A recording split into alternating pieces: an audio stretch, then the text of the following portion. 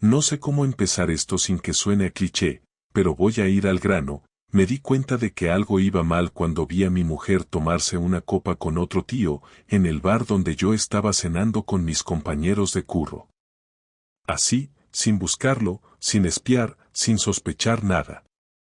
Solo levanté la vista y allí estaba ella, en una mesa de dos, riéndose con un desconocido, como si yo no existiera. Ni siquiera era de noche. Eran las 8:30. Un jueves cualquiera.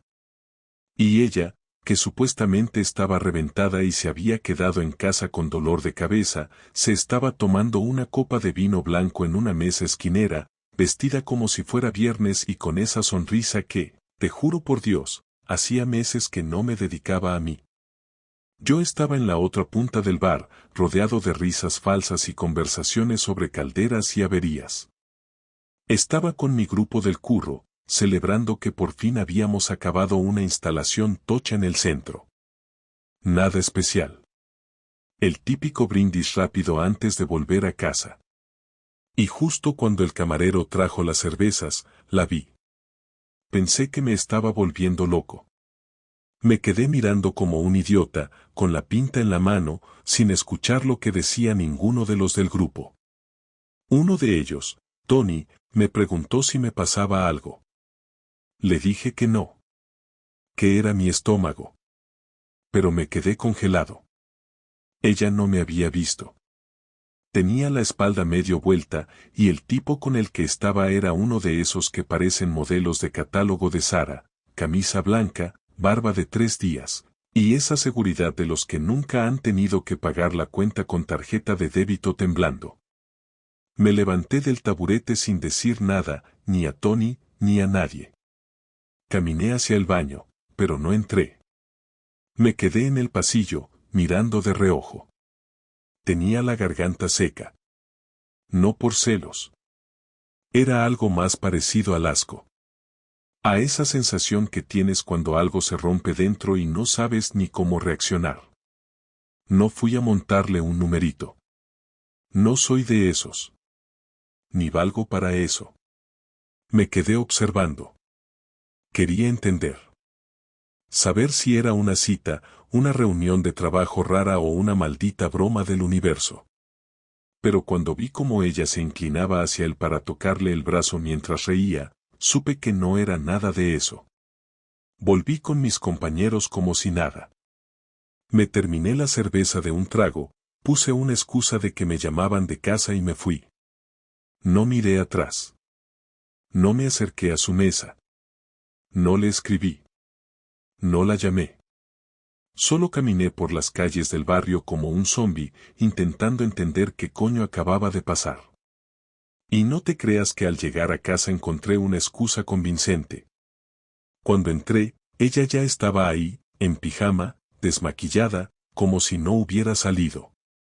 Me saludó desde el sofá con una voz tan tranquila que me puso los pelos de punta.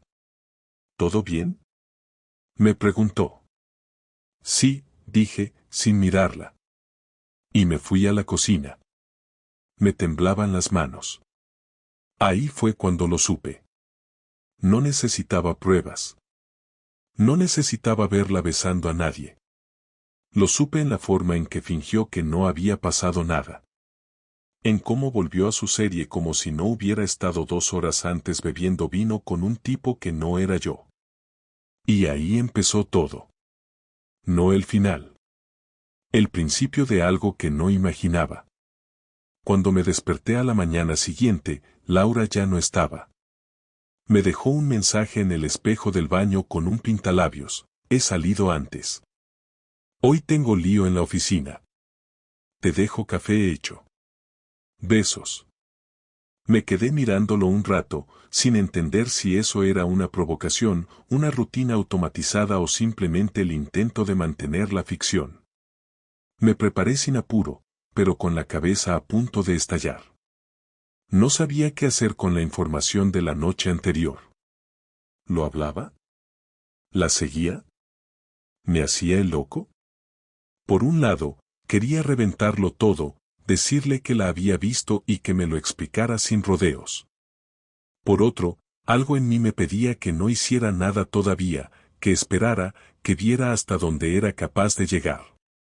Al final, esa cobardía disfrazada de estrategia fue lo que ganó. En el trabajo estuve como un robot. Los compañeros lo notaron. Me preguntaban si había dormido mal o si estaba enfermo, pero yo solo decía que eran cosas de casa, y así se daban por vencidos. Pasé el día repasando cada detalle de la noche anterior, como si estuviera reconstruyendo un crimen en mi cabeza. ¿Me había visto? ¿Me ignoró a propósito? ¿Desde cuándo estaba pasando esto? ¿Quién coño era ese tipo? ¿Era uno del trabajo? ¿Un ex? ¿Un vecino? La cabeza no me paraba, y para colmo, me escribía como si todo estuviera normal. Un mensaje a media mañana, ¿cómo vas? Hoy está el jefe insoportable. Luego te llamo. Yo no contesté. Solo puse el móvil boca abajo y seguí trabajando sin concentración. Cuando llegué a casa esa noche, estaba preparando la cena. Algo simple, pasta con salsa y pan de ajo. Me saludó con un beso en la mejilla, como si nada, como si no hubiera estado en una cita la noche anterior mientras yo la pensaba tumbada en el sofá. Me sirvió el plato y se sentó enfrente.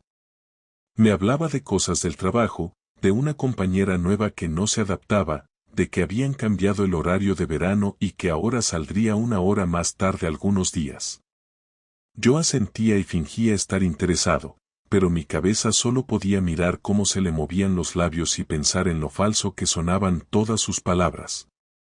¿Te pasa algo, Marcos? Me preguntó de repente, mientras jugaba con el tenedor. No. ¿Por qué? No sé.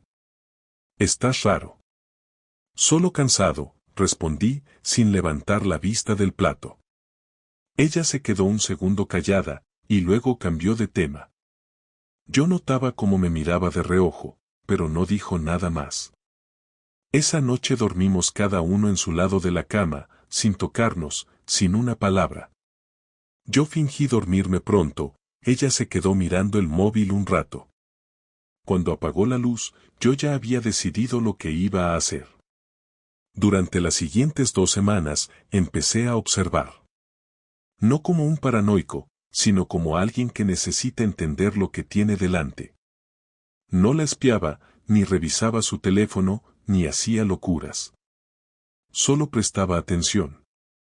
Escuchaba cómo hablaba por teléfono, cómo se vestía, cómo salía, cómo volvía. Me fijaba en los horarios, en los cambios sutiles, en los momentos en que se iba al baño con el móvil o salía a comprar algo rápido. También empecé a revisar el calendario compartido del Google que teníamos para organizarnos con los niños. De repente, aparecieron reuniones nuevas, citas que antes no estaban, tardes en las que antes no salía. Un martes, dijo que iba a cenar con sus compañeras. Me lo dijo con 3 días de anticipación, como quien avisa algo que no puede cancelar. Me pareció extraño, pero asentí sin decir mucho. Ese día llegó del trabajo, se duchó, se arregló más de lo normal y se fue sin pedirme que la llevara, cosa que solía hacer. Dijo que era en un sitio cerca del centro y que ya la acercaba una compañera. Me quedé con los críos, les preparé la cena, los acosté, y luego salí en silencio. No fui directamente a buscarla. No sabía a dónde iba exactamente. Lo que hice fue ir al centro y quedarme en el coche, dando vueltas por las zonas donde solíamos ir cuando salíamos. Al cabo de 40 minutos la vi. No iba con ninguna compañera. Iba sola, caminando deprisa, con esa chaqueta de cuero que se pone solo cuando quiere impresionar. Entró en un bar pequeño, de esos que parecen cafés tranquilos por fuera pero por dentro tienen ese ambiente de cita improvisada. Aparqué mal y me bajé. No entré, solo me acerqué a una ventana. Era un sitio con cristales ahumados, pero desde un ángulo vi suficiente. Allí estaba él otra vez. El mismo tipo. Sentado enfrente, con un vino en la mano, sonriendo como si ya la conociera de toda la vida. Y ella, joder, ella reía de nuevo. No como en casa. No como conmigo. Reía con ganas, con esa complicidad que ya no usaba conmigo desde hace mucho. Me quedé un rato, sin saber si entrar, si irme, si llamar a alguien. Pero no lo hice. Me fui. No sé por qué, pero me fui. Esa noche me esperó despierta. Fingí estar cansado, que el trabajo se alargó, que el móvil se me quedó sin batería. Me besó sin ganas y se fue a dormir. Yo me quedé en el sofá, mirando la tele sin verla, preguntándome en qué momento se había roto todo esto. No era solo el engaño.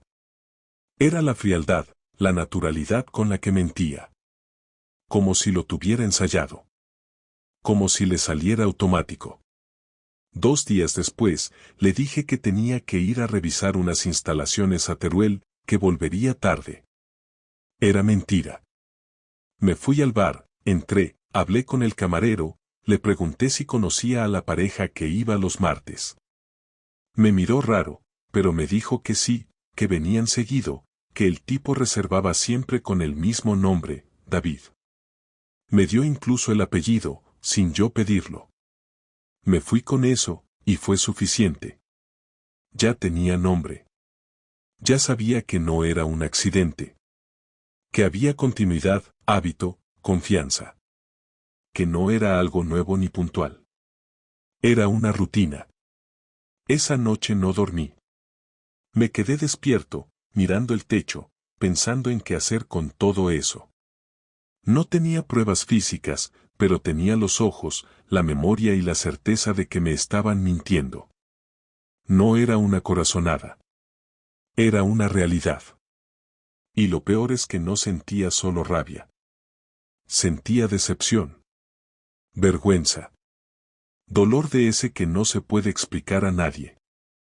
Y empecé a pensar en algo que nunca pensé que llegaría a pensar, qué pasaría si me separaba. Y ahí fue cuando supe que el siguiente paso no iba a ser hablar. Iba a ser actuar. Y que no pensaba perdonarla. No planeé nada demasiado elaborado. No soy ese tipo de persona. No tenía cámaras, no tenía grabaciones, ni había contratado a un detective. Solo tenía algo que, al final, creo que vale más que cualquier prueba, el estómago hecho mierda, las noches sin dormir, y la certeza de que la mujer con la que compartía cama se reía de mí mientras le mentía a la cara a diario. Esa tarde, al volver del trabajo, me preparé un café, me senté en el salón y esperé a que Laura llegara. No encendí la tele, no puse música, no miré el móvil. Me quedé ahí, con el cuerpo frío, sin saber si estaba tranquilo o simplemente vacío.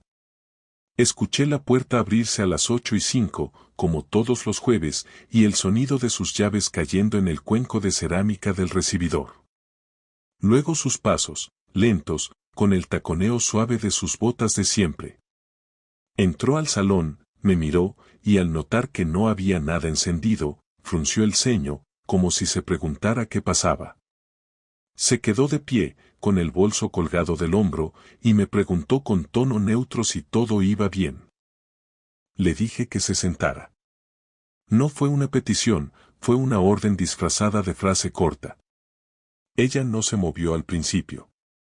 Me miraba como si intentara calcular si estaba cabreado, triste o borracho. Le repetí que se sentara. Esta vez lo hizo.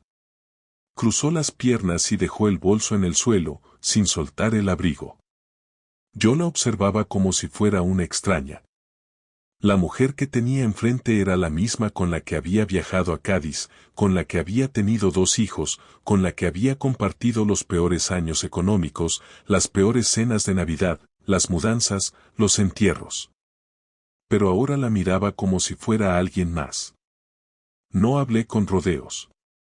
Le pregunté directamente quién era David. Me miró un segundo y se le borró la expresión de la cara. Como si no hubiera entendido la pregunta. O como si hubiera entendido demasiado bien. Me pidió que repitiera. Lo hice. Con más fuerza. Le pregunté quién coño era David y cuántas veces se había acostado con él. No gritó. No lloró. No fingió no saber. Solo respiró hondo, miró hacia otro lado y me dijo que no quería hablar de eso. Me reí, pero no porque me hiciera gracia, sino porque me pareció tan absurdo su intento de evitar la conversación que no me lo podía creer.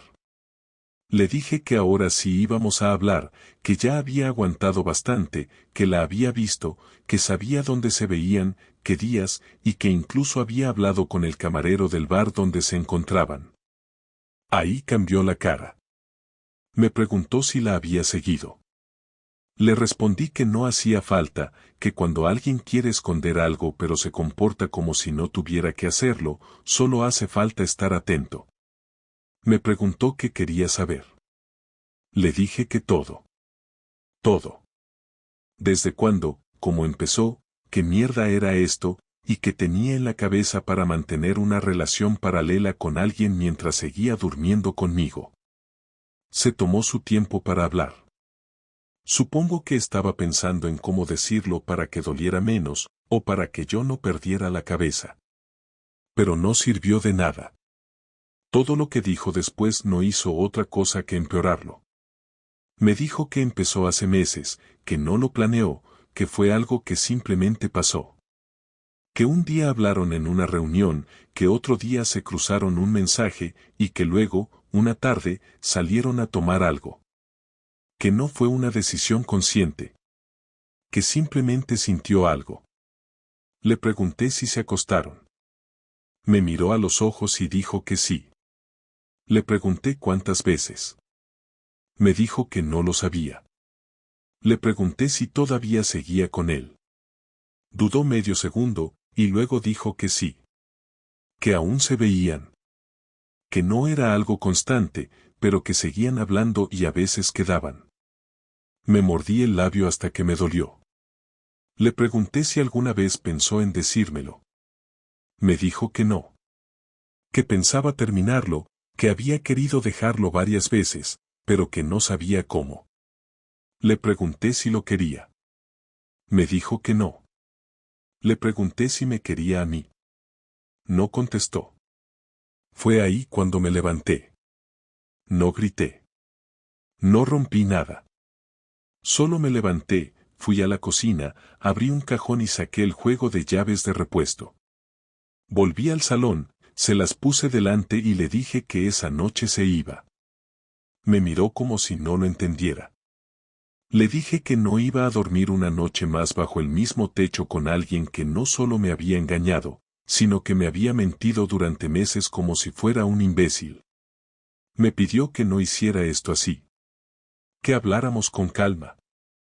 Que pensáramos en los niños. Le dije que no se preocupara, que no pensaba hacer ningún escándalo, que los niños no estaban, y que si ella tenía algo de dignidad, esa noche dormiría en casa de alguien más, en un hotel, en un coche o donde le saliera de los cojones, pero no aquí. Me miró con los ojos llenos de algo que parecía rabia o miedo. O tal vez una mezcla. Pero no dijo nada más. Se levantó, agarró el bolso, se puso el abrigo, y se fue. No cerró la puerta con fuerza. No volvió a mirar atrás. Me quedé solo, en el salón, mirando el punto donde había estado sentada. La casa estaba en silencio, y por primera vez en años, me sentí como si realmente fuera mía. No supe si eso era bueno o malo. Solo supe que ya no había vuelta atrás. El momento de hablar había pasado. Ahora venía otra etapa, una en la que las emociones iban a ser más sucias, más frías. No me quedaba otra que empezar a pensar en lo siguiente, la venganza.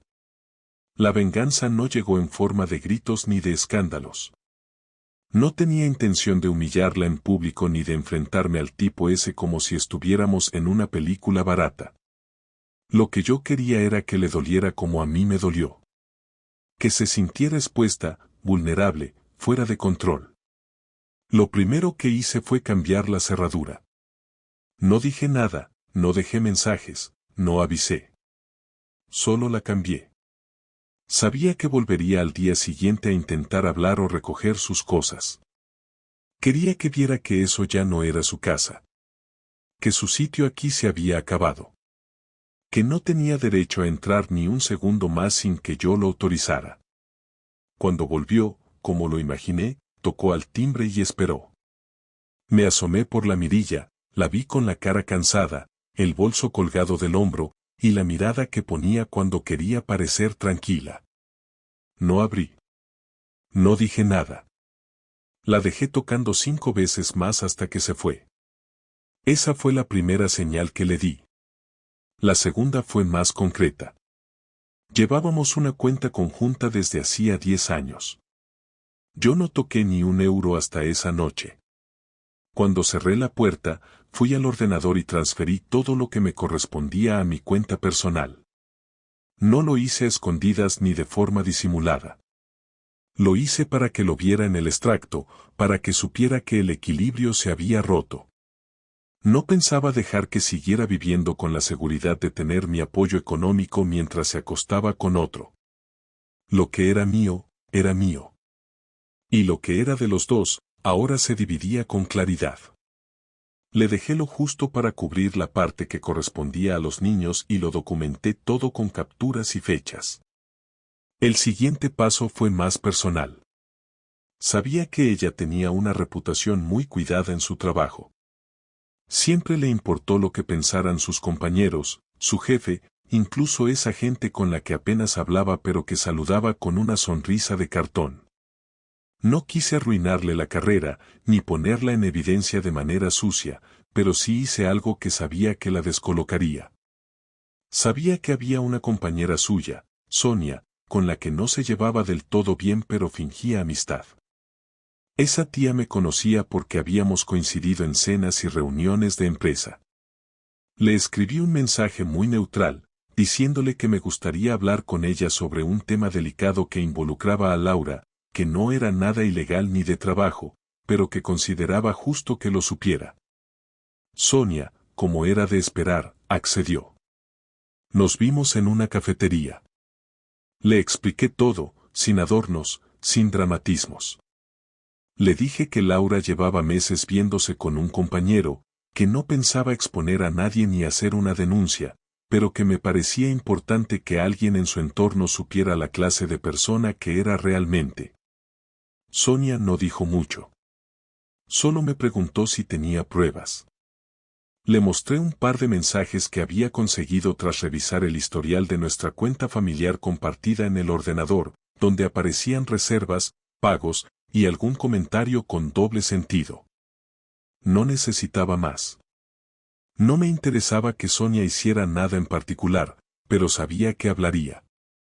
Esa información circularía por su oficina como un virus.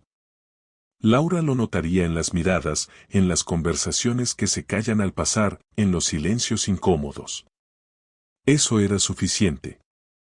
Después vino lo más delicado, los niños. No quería involucrarlos más de lo necesario, pero tampoco podía permitir que se quedaran al margen como si nada hubiera pasado. El mayor tenía 14 años, la pequeña 11. Ambos sabían que algo raro pasaba porque la tensión en casa había sido evidente. Los senté una tarde, después del cole, y les hablé claro. No les conté los detalles. No dije que su madre me había engañado. Pero les dije que mamá y papá ya no iban a vivir juntos, que había cosas que se habían roto y que no se podían arreglar, y que lo importante era que ellos no tenían la culpa de nada. El mayor me miró sin decir nada durante un rato y luego preguntó si eso significaba que ya no íbamos a cenar todos juntos. Le dije que no por ahora. La pequeña empezó a llorar y se metió en mi pecho. No tenía forma de suavizarlo. No había manera de evitar ese dolor. Pero prefería que lo escucharan de mí antes que notarlo con confusión. Les dije que verían a su madre, que eso no iba a cambiar, pero que ya no sería bajo el mismo techo.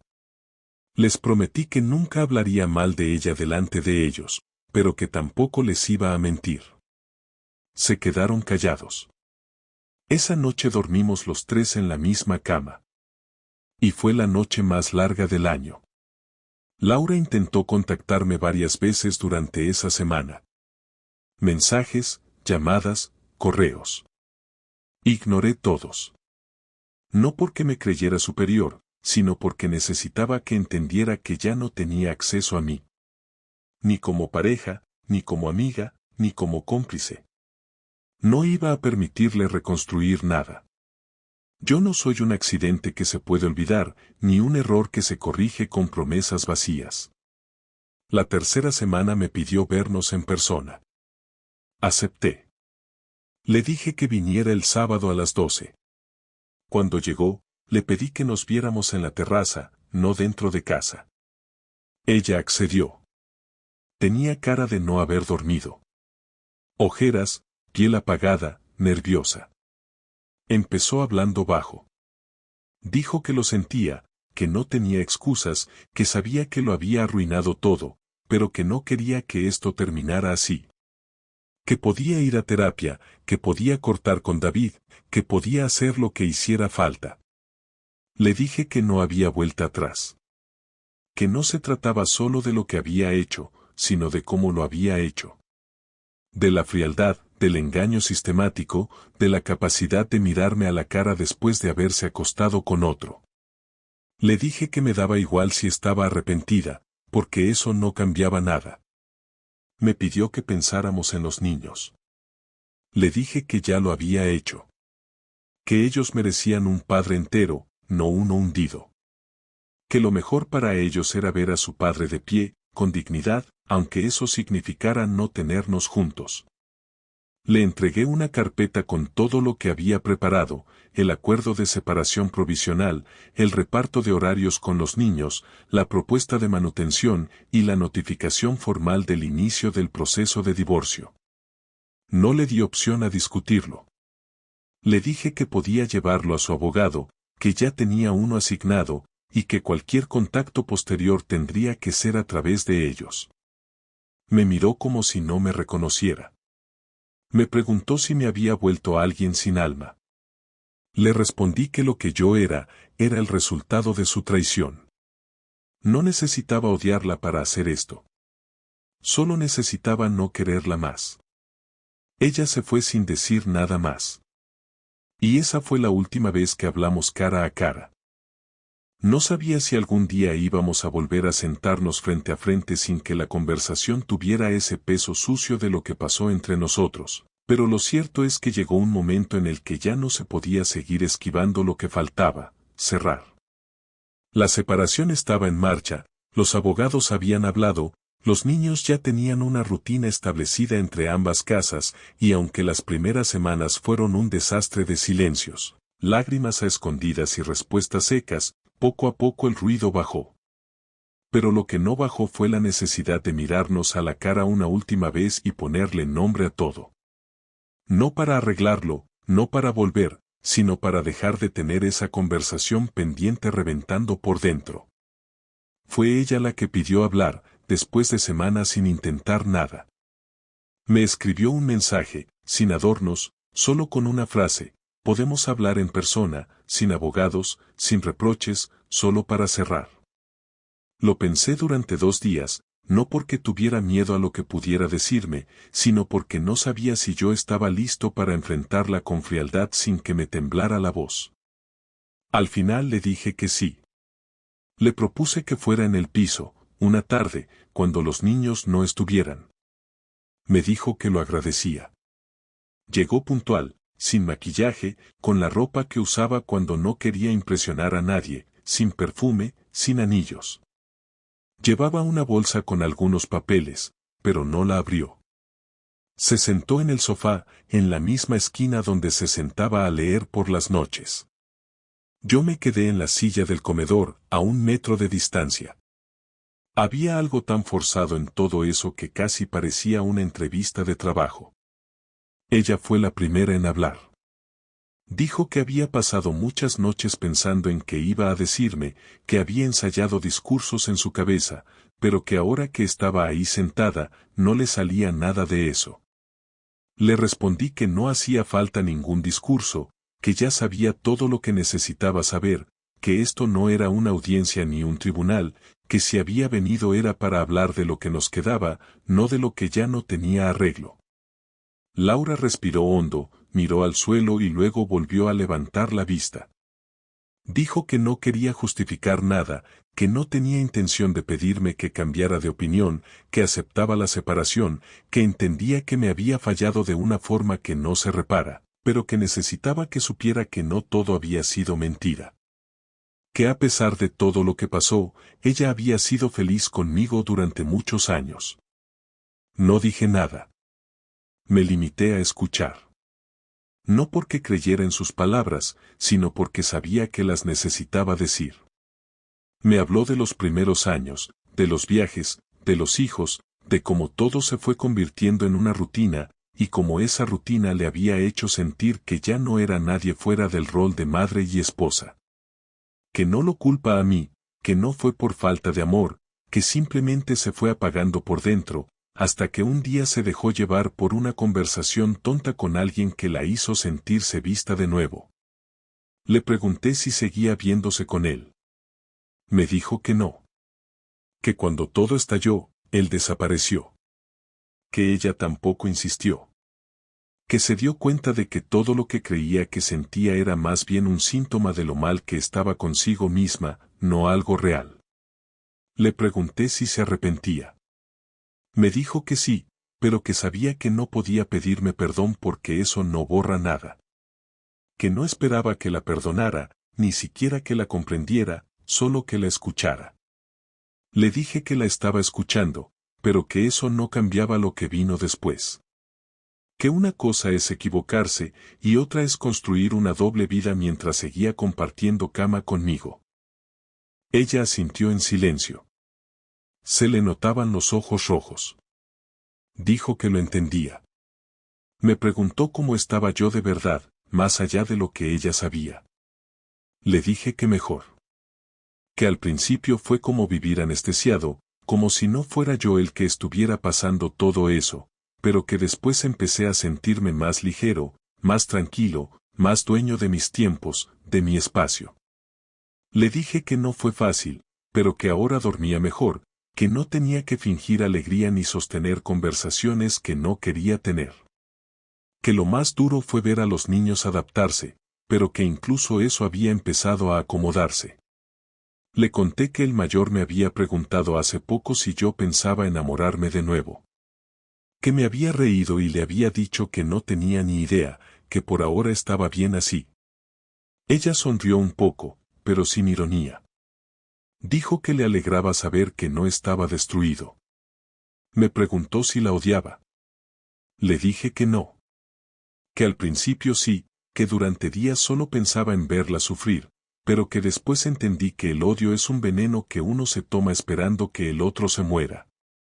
Que ahora ya no había ni amor, ni odio, solo vacío. Y que ese vacío era justo lo que necesitaba para empezar de nuevo. Laura me dio una carpeta con algunas cosas suyas que todavía estaban en casa, cartas antiguas, fotos, papeles que yo había guardado. Me preguntó si quería que se los llevara o si prefería tirarlos. Le dije que se los llevara. No quería nada que me obligara a recordar momentos que ya no significaban lo mismo. Me dijo que lo entendía, que no se lo tomaba mal. Se levantó para irse. Yo también me levanté. Estuvimos un segundo ahí parados, mirándonos, sin saber si decir algo más. Al final, ella extendió la mano. Yo dudé. Luego la estreché. Fue un gesto frío, incómodo, pero necesario. Me dijo que esperaba que pudiera rehacer mi vida con alguien que me diera lo que yo había dado. Le dije que esperaba que ella pudiera aprender a no traicionarse más. Nos quedamos callados. Luego se dio la vuelta y salió. Cerró la puerta sin hacer ruido. No la volví a ver desde entonces. La última conversación no trajo alivio, pero sí algo parecido a un cierre. No me sentí mejor, ni peor. Me sentí completo en mi decisión. Ya no había nada que aclarar, ni que revivir. solo quedaba seguir. Y eso, en cierto modo, era suficiente. Después de aquella última conversación, no hubo un día en el que todo cambiara de golpe, ni un momento claro donde pudiera decir que el dolor se fue. No fue así. La vida siguió, pero no lo hizo como antes. Todo era distinto. Me levantaba en una casa más silenciosa, con rutinas más simples, y una cama que ya no compartía con nadie. Los fines de semana con los niños se volvieron lo mejor de mi semana, pero al mismo tiempo eran un recordatorio constante de lo que se rompió. Cuando estaban conmigo, me esforzaba por que sintieran tranquilidad, estabilidad, que supieran que conmigo las cosas no se iban a mover de sitio otra vez. Y cuando volvían con Laura, me quedaba solo, ordenando platos que nadie usó, lavando ropa que no se ensució, y metido en un piso que de a poco fui haciendo más mío. Al principio, intenté llenar los espacios vacíos con cualquier cosa, me apunté al gimnasio, volví a correr por las mañanas como hacía años no lo hacía. Me compré libros que jamás habría leído en pareja y empecé a escuchar música que antes me parecía molesta. No era que estuviera reinventándome. Era más bien un intento por reencontrarme con quien fui antes de que todo se complicara. Empecé a salir solo, sin amigos, sin excusas, a bares pequeños donde nadie me conocía, solo para estar en otro ambiente. A veces me tomaba una cerveza en silencio, observando a la gente que hablaba a mi alrededor sin que me importara lo que decían. Otras veces, conversaba con algún camarero, intercambiaba 2 frases con algún desconocido, y me iba. Un par de personas intentaron presentarme a mujeres solteras, pero no me interesaba. No estaba cerrado a la idea, pero no me nacía. No podía sentarme con alguien a fingir que estaba en el punto cero de mi vida cuando tenía detrás una historia que pesaba tanto.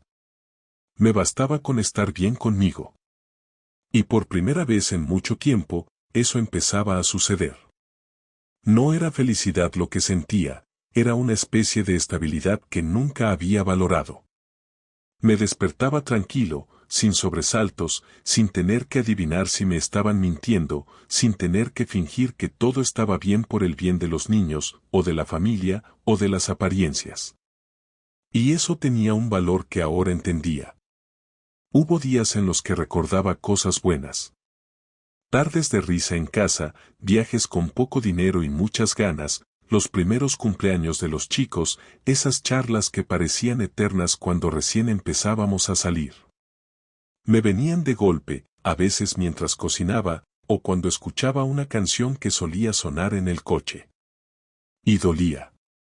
No porque quisiera volver, sino porque era jodido aceptar que algo que fue real en su momento ahora era irreconocible. A veces me preguntaba si ella también recordaba esas cosas. Si le pasaba lo mismo. Pero luego me detenía. No quería darle más espacio en mi cabeza del que ya había ocupado.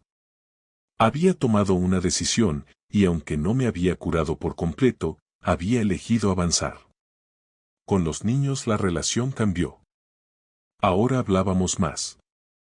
Me contaban cosas que antes se reservaban, me pedían ayuda con cosas pequeñas que antes le pedían a su madre, me preguntaban si estaba bien sin intentar endulzarlo. Se dieron cuenta, a su manera, de que algo fuerte había pasado y que su padre había cambiado. No me veían como un hombre destruido, sino como alguien que estaba construyendo desde cero sin hacer ruido. Y eso me hizo bien. Saber que no estaba proyectando lástima ni derrota, sino algo parecido a firmeza. No fue fácil, pero fue necesario. Una tarde, el mayor me preguntó si algún día iba a perdonar a su madre. No lo dijo con rencor, lo dijo con esa curiosidad sincera de los adolescentes que ya empiezan a ver el mundo con matices. Le respondí que el perdón no siempre es un acto explícito. Que a veces uno perdona simplemente porque ya no quiere seguir arrastrando lo que pasó. Que no se trata de volver a confiar, ni de justificar, sino de dejar de cargar con algo que ya no se puede cambiar. Me miró serio y no dijo nada. Pero noté que entendió. No volví a hablar con Laura más allá de los temas estrictamente necesarios. La coordinación de horarios, los gastos compartidos, los temas escolares. Todo lo demás quedó fuera. No éramos enemigos, pero tampoco teníamos nada que compartir. Ella también se había rearmado, al menos eso parecía. Había cambiado de look, se había mudado de barrio, y según me llegó por terceros, había empezado una especie de terapia. No me interesaba lo que hiciera con su vida mientras no afectara a los niños. Habíamos dejado de ser parte el uno del otro, y eso, aunque doliera, también era un alivio. Con el tiempo, entendí que lo que más me afectó no fue la traición en sí, sino la forma en que me desdibujé dentro de mi propia historia. Sentí que durante años viví en automático, creyendo que tener una casa, hijos y una pareja era suficiente para llamarlo vida. Me di cuenta de que había dejado de preguntarme si yo estaba bien, si lo que vivía me llenaba, o si simplemente era un testigo de lo que pasaba a mi alrededor. Y por eso ahora, aunque no tuviera una vida perfecta ni un futuro planificado, sentía que al menos era el protagonista de lo que venía. Y eso me alcanzaba. No sé si algún día volveré a enamorarme. No lo tengo en la agenda, ni lo necesito como antes. Me basta con sentir que el tiempo que paso conmigo no me pesa. Que ya no me incomoda el silencio, que no necesito justificar mis decisiones, que no tengo miedo a que alguien me esté mintiendo mientras me sonríe. Ahora tengo tiempo para mí, para mis hijos, para mis cosas. Y con eso, por ahora, estoy bien. Esto no es una historia de superación ni una lección de vida. Es solo lo que pasó, contado como lo viví. No sé si hice todo bien, probablemente no. Pero hice lo que sentía que tenía que hacer. No me quedé esperando que alguien arreglara el desastre. Me levanté, barrí los pedazos y seguí caminando. Y eso, al final, es lo único que uno puede hacer cuando todo se va a la mierda.